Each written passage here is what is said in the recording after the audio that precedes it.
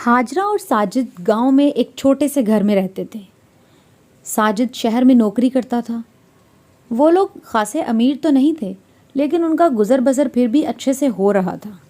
हाजरा को शुरू से ही फ़ास्ट फूड बहुत पसंद थे।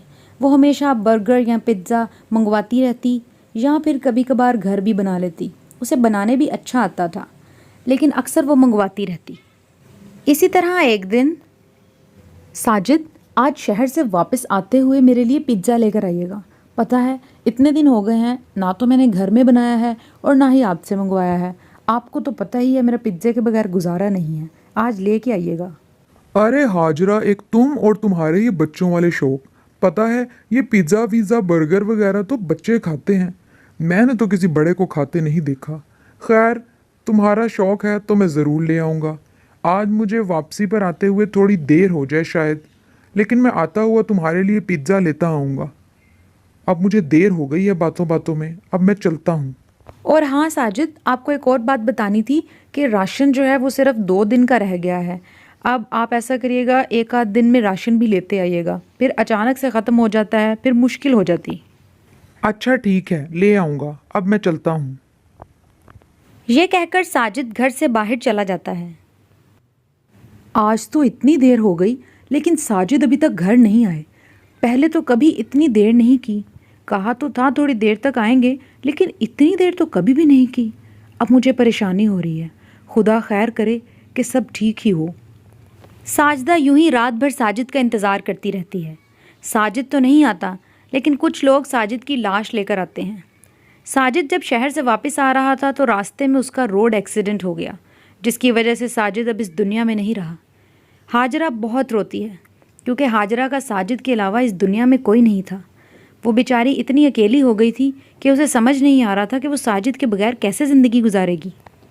साजिद को इस दुनिया से गए हुए कितने दिन हो गए हैं, लेकिन किसी ने मुझे पलट कर नहीं पूछा। राशन भी ख़त्म हो गया है, घर में खाने को भी कुछ नहीं है, चूल्हा बंद पड़ा है। समझ नहीं आती कि मैं क्या खाऊं, कब तक मैं पानी पीकर गुजारा करूंगी। कोई मुझे आकर पूछता ही नहीं। मैं खुद जाकर देखती हूँ, शायद किसी के घर से मुझे खाने को कुछ मिल जाए। सफ़िया बहन, वो मैंने कहना था कि मुझे बड़ी भूख लगी है। 2 दिन से घर में कुछ खाने को नहीं है। आपको तो पता ही है, अब घर में कमाने वाला भी कोई नहीं है। अगर कुछ खाने को मिल जाता तो पानी पी पी कर गुजारा कर रही हूँ। थोड़ा सा कुछ खाने को दे दें। अरे हाजरा बहन, दे तो मैं देती, लेकिन आखिर कितने दिन तक मैं आपको देती रहूँगी। आपके घर तो कोई कमाने वाला है नहीं, हमारे तो अपने भी छोटे छोटे बच्चे हैं। अगर हम यूं ही लोगों को देते रहेंगे तो उनको क्या खिलाएंगे। हाजरा मायूस होकर घर की तरफ जा रही होती है। अरे हाजरा बेटी, कैसी हो?